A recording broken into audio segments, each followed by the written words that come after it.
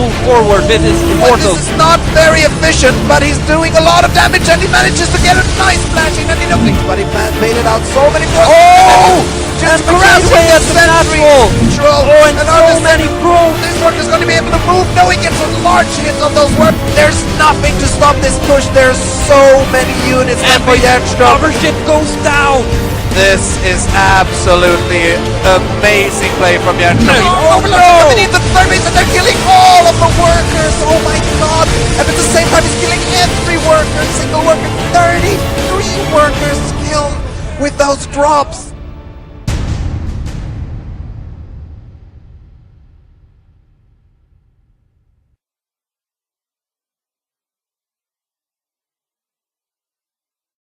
And he has picked Daybreak, so a large map, so some more macro games. Some more macro games, maybe. Let's see that. Two macro-loving players is going to be very nice, actually.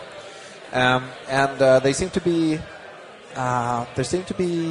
ready to throw themselves into the game. Yeah, both players are ready, so we are just waiting for the countdown to start. And there it is, the countdown. All right, so we're waiting for game number 2 to start between ecTheovide and ecTheovide. And if you feel, again, if you're sitting in the building and feel like you can smash one of these players or possibly beat them, you should sign up on our list right by the projector. We have 2 people there already signing up. And awesome. After these 2 matches, best of 5s, we're going to see how much time we have to throw in random challengers from the list and see if they can beat them. And we're going to have some nice prizes, and I'll reveal those a little later during the evening.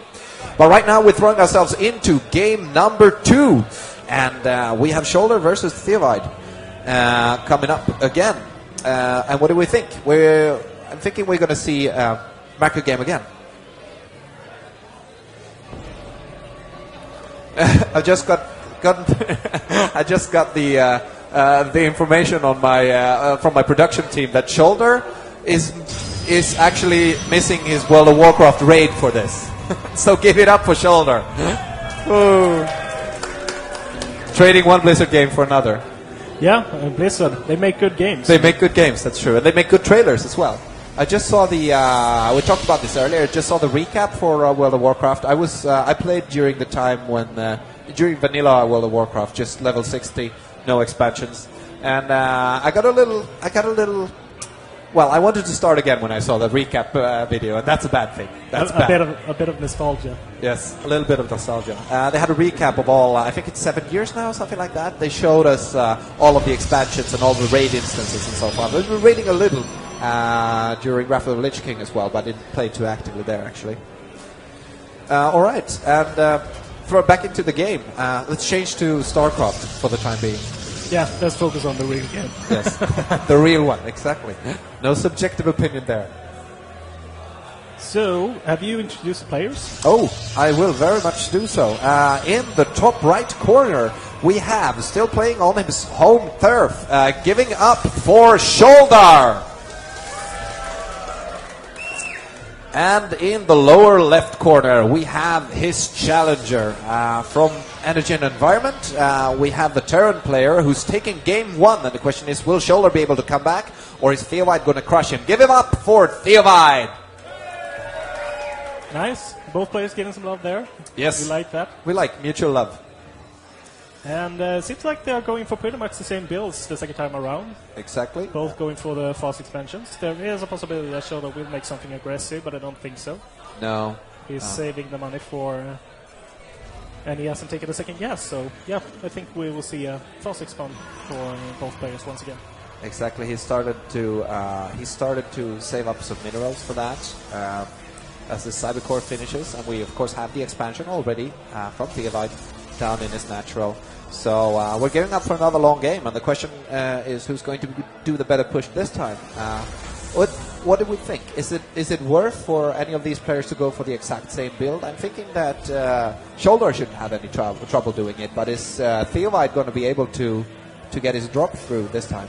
I feel like if ecTheovide is going for the same kind of build order, he should start his Viking production a bit earlier, maybe even add a second starport just for the fact of the extra production so we can make both Medivacs and Vikings. It's so important when you meet the Colossus that you have a Viking support. Very much Because so. Bio, not so good. Not so good against those, unless you can flank them in a very good way. But that's a completely different maneuver. And yes, he would need some Vikings to counter those, of course, unless they end up in the same scenario as last time, whereas a cloaked Banshee worked very well. True, that also works. That If your also opponent doesn't have a robo or an observer. That's true. So pretty much the same thing once again. Going for the robo before the second and the third gateway, so that's awesome. Yep. And I don't think, no, once again, this Shoulder guy playing in the dark, not scouting. Oh, he hasn't scouted at all? No, not at all. Shoulder is a very interesting build order. He's doing this, I'd like to say, prop dash style. At the first event, we had a Terran player named Prop Dash who smashed everyone, including the challengers, and he did the same build against all races over and over and over again. And it was a Terran build where he just walled in, but still took the second quick expansion. And he didn't scout either, which a few times killed him. Yeah, that was the bane of Prop Dash, so let's see if this will haunt Shoulder in a couple of games as well. Of course, this game doesn't matter too much because ecTheovide once again going for the fast expansion. Exactly. So he's doing quite well, and there's a bunch of Marines just taking the watchtower, and I'm guessing they're going to move back in just a while. And from Shoulder, as we talked about, we saw the Immortal again, which is of course a measurement you have to take if you don't scout. Yeah, I feel like that's the reasoning behind the early Immortal rather than going for the straight up Observer. Exactly. And the Observer coming out now. And we have Stim on the way. So I'm thinking we're going to see somewhat of the exactly same thing. Oh, there's the Robotics Bay. Was that this early last time? I feel it's about the same time. Maybe A couple of seconds earlier, but not by much. No, not by much. And ecTheovide also going for the quick third once again. Around the same time he starts his starport, so his build order is very well trained. Very well trained. And he did good last time. Yeah, so did work out fine for him though. Yeah, why change a winning concept? And that Observer is coming in again, is going to scout out the exactly same thing as last time, and there are no real Marines taking it to be able to take it out. I think he did take it out sooner or later because the Observer was gone in the late stages of the game. I did miss the exact moment. Yeah, I missed that too, but it followed him for quite a while actually. It followed his army when he took Shoulder's watchtower as well. So he was there for a while, but I think when he moved around the map, at some point spotted the Observer. Maybe a scan just snapped it off. Yeah. So a lot of Marines seems to be the name of the game for ecTheovide. Once again, going for the Medivacs, so 60 Marines and 2 Medivacs, you can do a lot of damage with that. Yep. The Protoss player is out of position. I've heard Marines are good. Marines are good. Yeah. Until the Colossus are out. Until the Colossus arrives. But then again, yes, the Colossus is a little later in the tech tree. So it should be a little better in the Marines. Yeah, skipping the extra 3 gateways this time around. Shoulder instead taking a third Nexus. So he's keeping up on the macro this time around. Yeah, he decided to take his third instead, exactly. And he's producing Colossus, but no more gateways, so we're not going to see the same push. So he switches up to more and more macro. He figured out that since ecTheovide likes to macro, why wouldn't he?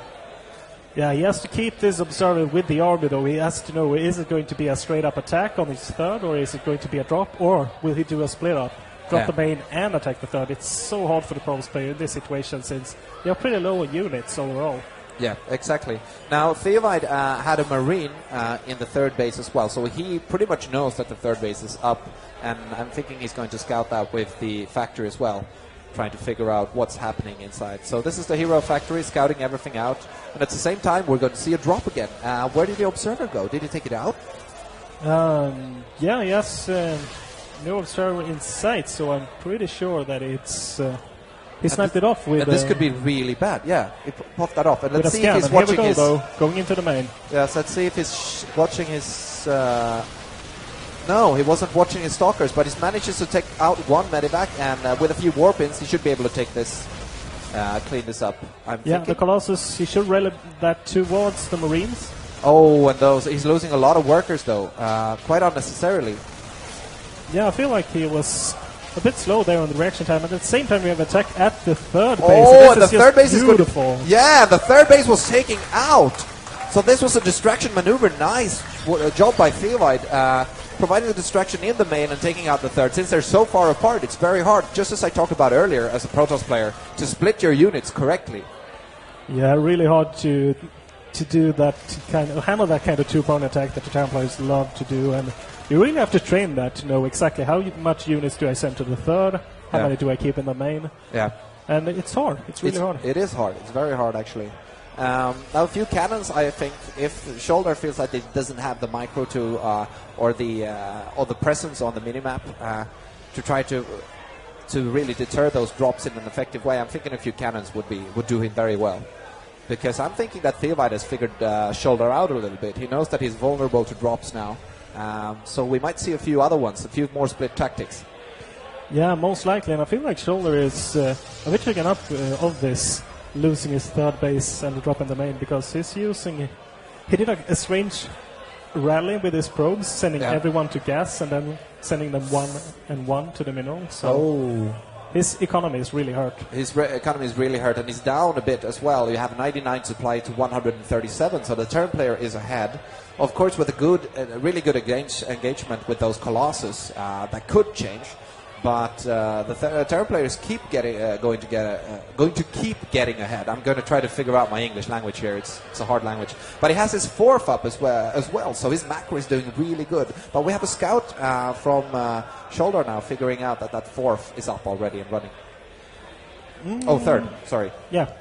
Exactly. Why didn't I he's adding a second starport this time around and started a Viking production as well. So yes, I feel like if Shoulder is going to have a chance in this game, he really has to just sit tight and try to get out that high temp attack, which he's going for right now. Yeah. And if he can get the combination with Storm and Colossus, he might be able to claw his way back into this game. And talking about that, he's building 2 Templar archives. Is he splitting those up to not get those sniped, or is he building them at... Oh, that's just a mistake. Oh, that's just a mistake right there. So I'm thinking the pressure is getting to Shoulder. Yeah, I think he's feeling the pressure a lot, and now we should see all those units streaming towards him. But the Storm is nowhere near done. The Terran player ecTheovide is up with 60 supply. This is going to be horrible. This is going to be slaughter, and I think that third base is going to go down very quick. He's going to be able to move in place, but how much is he really going to be able to do to stop this? That third base is going to go down in a few seconds. Yeah, and the Vikings blindsiding the Colossus as well. There's only 4 Stalkers on the ground, and the Zealots are melting to the massive bio, moving in on the third base on Shoulder. So I feel like this is all but over. Yeah. Hate to be frank, but this is looking horrible right now. This is looking very bad. Those Vikings just took out the Colossus so quickly. The bio just keeps chasing down all of the units, and I'm thinking we're going to see a 2-1 for ecTheovide here. It's there's a lot of pretty good force fields, but that's not really enough. And there's the GG. All right. So we have a 2-0 advantage so far for a Terran player, ecTheovide. So he's really taking out. He doesn't care about not being on his home turf. No, ecTheovide is saying nope, not this time. Nope, not this time. He's going full on thug, smashing the Protoss player here. 2-0, yeah, convincingly so, and it's all down to the drops. Just keeping the focus of Shoulder split between his main and his third. It's so hard to deal with. It's really hard to deal with as a Protoss player. You really need to split them well. And as a Zerg player, at least you have the mobility of your Zerglings and so forth. Yeah, and the creep and all that good jazz. Yes, all the nice stuff. But as a Protoss player as well, I think I've seen increasingly many, it's going down now, depending on which league you're watching. If you're watching the higher leagues, I've seen an increased amount of cannons really coming up. I mean, Zerg players, of course, later on in the game when they had enough economy, loves to throw down spine crawlers all over those bases and put down as well spore crawlers to stop any type of cloak harassment and so forth. But for Protoss players, how many cannons do you build? Cannons are... They're a bit tricky. They're not as useful as the spine crawlers, since those can obviously be moved around. Especially against Terran players. Yeah. I think late game they can be useful if you put a few cannons in your main base. I think so too. The point is you have to have so much focus on so many bases at the same time. Yeah, and if you have cannons in combination with high tempers, that is also a good way to defend against drops in the later stages. But investing cannons early on you really don't have the money to do that. No, So it's tricky. it's a hard choice to make. Yeah.